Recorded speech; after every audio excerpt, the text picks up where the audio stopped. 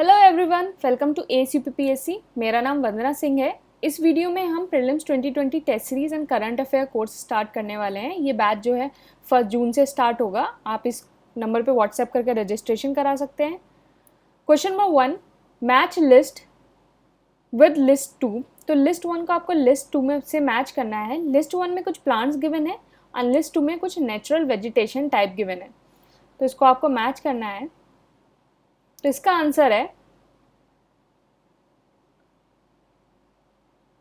Answer A 4, 1, 2, 3।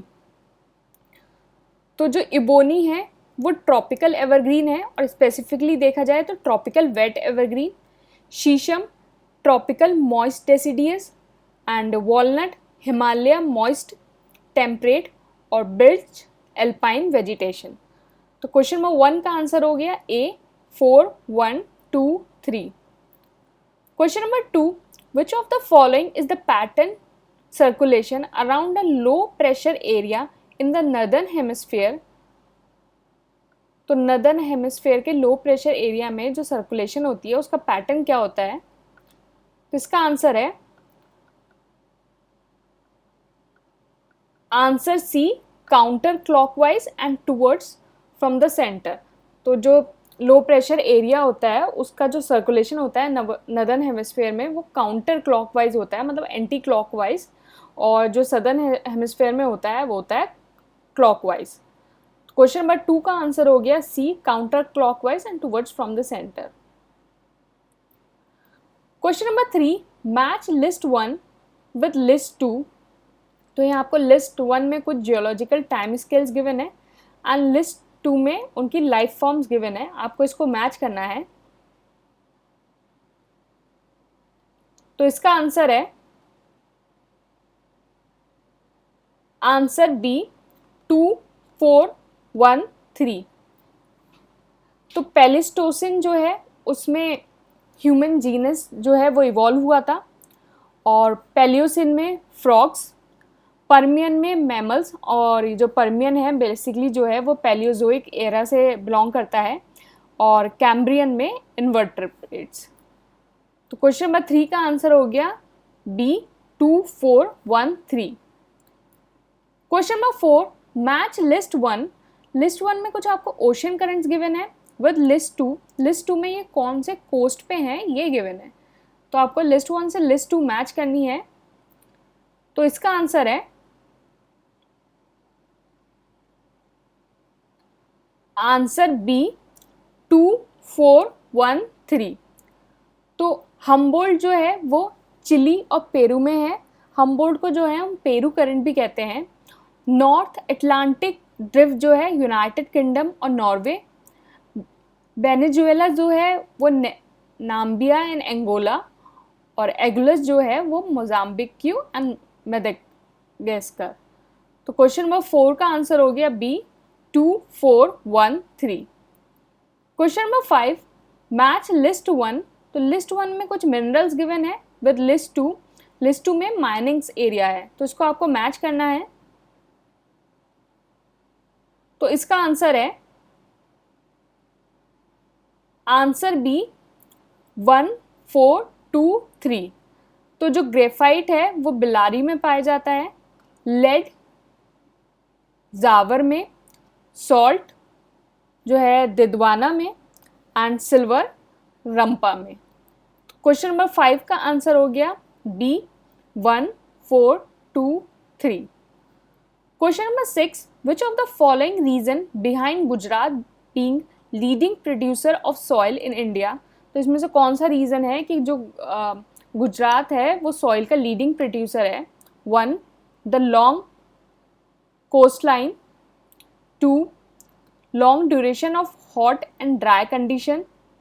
3, presence of gulf areas. तो इसका answer है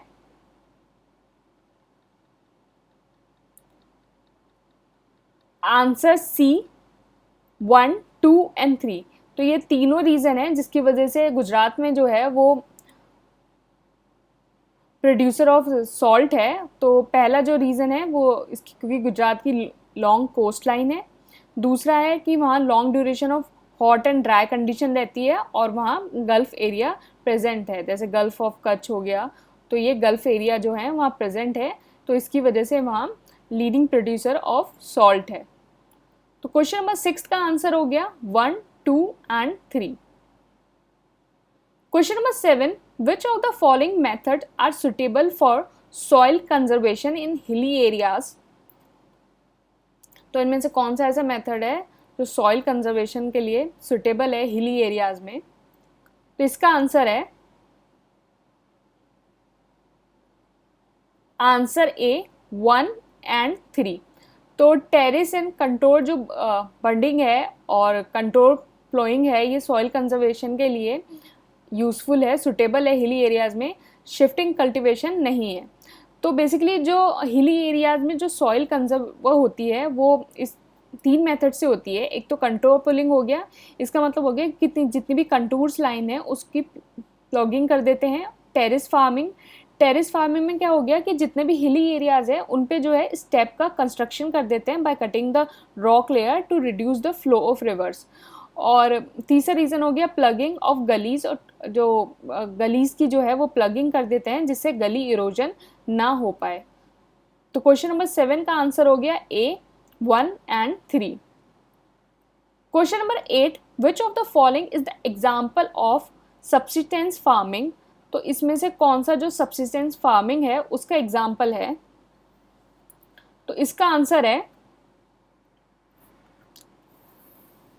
आंसर ए शिफ्टिंग कल्टीवेशन। तो शिफ्टिंग कल्टीवेशन जो है वो सब्सिस्टेंस फार्मिंग का एग्जाम्पल है। बेसिकली सब्सिस्टेंस फार्मिंग का मतलब क्या होता है कि जब फार्मर जो कोई भी अनाज जो उगाता है वो या तो सिर्फ मतलब अपने लिए या अपनी फैमिली के लिए, मतलब अपनी फैमिली की नीड के लिए जो वो अनाज उगाता है उसको सब्सिस्टेंस फार्मिंग कहते हैं।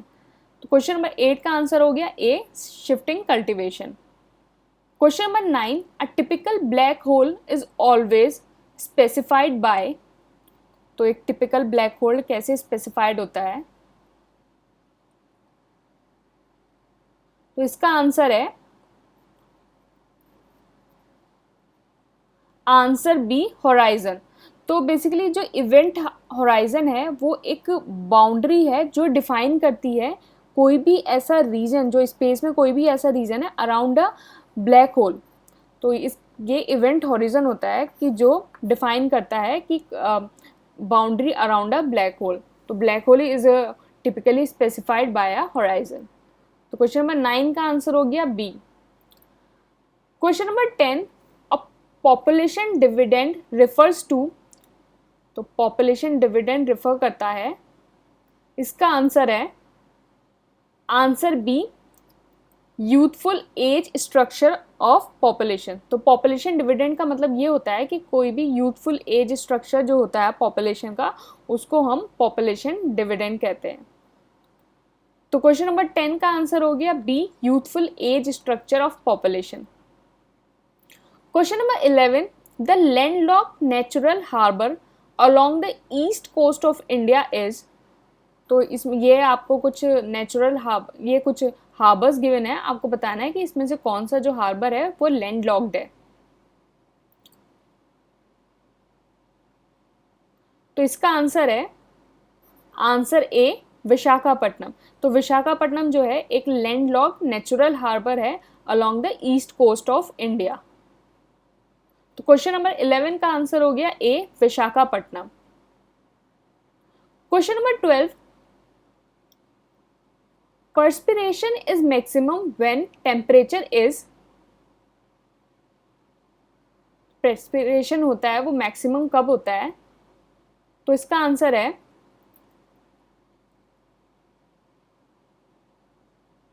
Answer D high and air is humid.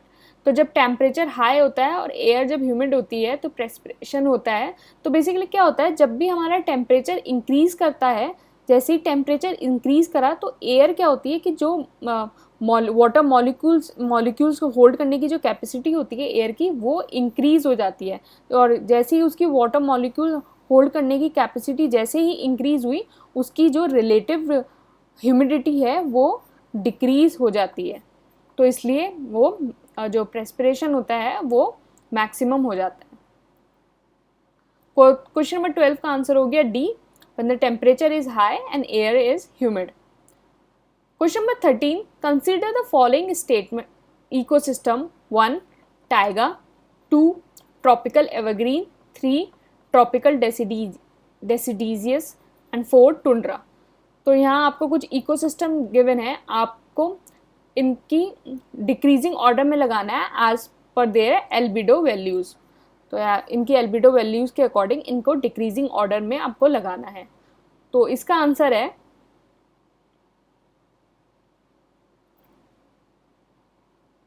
Answer C 4 1 3 2। तो सबसे ज़्यादा एल्बिडो वैल्यू जो है वो टुंड्रा की है, फिर उसके बाद टाइगा की, फिर डेसिडीज की एंड देन एवरग्रीन की। तो बेसिकली जो टुंड्रा जो इकोसिस्टम होता है वो मेनली स्नो से बना होता है, और जब स्नो से बना होता है तो उसको जो रिफ्लेक्ट करने की जो कैपेसिटी होती है वो सबसे ज़्यादा होती है स्नो में, तो इसलिए इसकी एल्बिडो वैल्यू सबसे ज़्यादा होती है। तो बेसिकली एल्बिडो का मतलब क्या होता है कि कोई भी एल्बिडो इफेक्ट का मतलब ये होता है कि जब अर्थ पे जब रेडिएशन पड़ती हैं वो मैक्सिमम मतलब कितने अमाउंट में वो रिफ्लेक्ट कर पा रही हैं विदाउट एब्जॉर्बिंग दैट रेडिएशन, मतलब रिफ्लेक्ट बैक कितनी रेडिएशन हो रही हैं उसको एल्बिडो इफेक्ट कहते हैं। तो स्नो में जो एल्बिडो इफेक्ट होता है वो सबसे ज़्यादा हाईएस्ट होता है, और जो टुंड्रा है वो मेनली कंप्राइजेज ऑफ स्नो ही होता है। एंड फिर उसके बाद टाइगर रीजन हो गया। टाइगर रीजन बेसिकली एक सब आर्कटिक क्लाइमेट होता है, और इसलिए उसकी जो एल्बिडो है वो टुंड्रा से कम होती है। एंड फिर उसके बाद डेसिडियस फॉरेस्ट हो गया, तो वो भी डेंस फॉरेस्ट होते हैं, लेकिन वो एवरग्रीन की तुलना में कम होते हैं, क्योंकि एवरग्रीन जो फॉरेस्ट होती है उसकी कैनोपी बहुत ज़्यादा होती है, तो वहाँ जो एल्बिडो है वो इतना ज़्यादा हाई नहीं रह पाता। तो क्वेश्चन नंबर 13 का आंसर हो गया सी 4 1 3 2, tundra, tiger, deciduous and evergreen.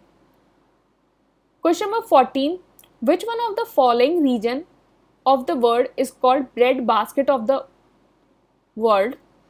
कौन सा ऐसा रीजन है जिसको bread basket of the world कहा जाता है? तो इसका आंसर है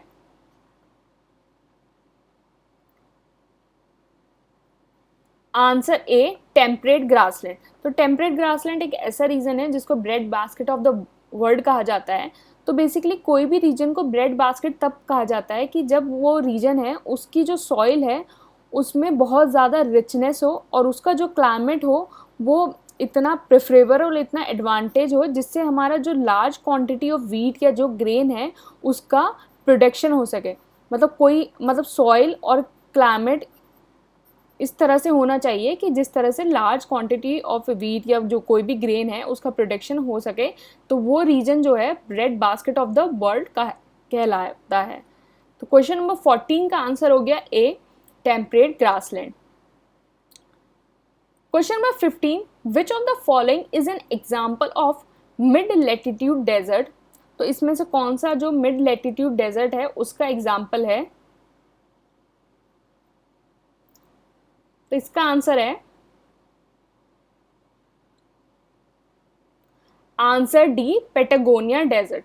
तो जो पेटागोनिया डेजर्ट है वो मिड लैटिट्यूड डेजर्ट का एग्जाम्पल है। तो बेसिकली जो पेटागोनिया डेजर्ट जो हमारा पड़ता है वो अर्जेंटीना में पड़ता है, और मिड लैटिट्यूड डेजर्ट का मतलब ये हुआ कि कोई भी डेजर्ट जो 23 डिग्री नॉर्थ और साउथ से अप्रॉक्स 66 डिग्री नॉर्थ और साउथ तक जो कोई भी इस रीजन में जो स्ट्रेच करता है वो जो है मिड लैटिट्यूड डेजर्ट कहलाता है।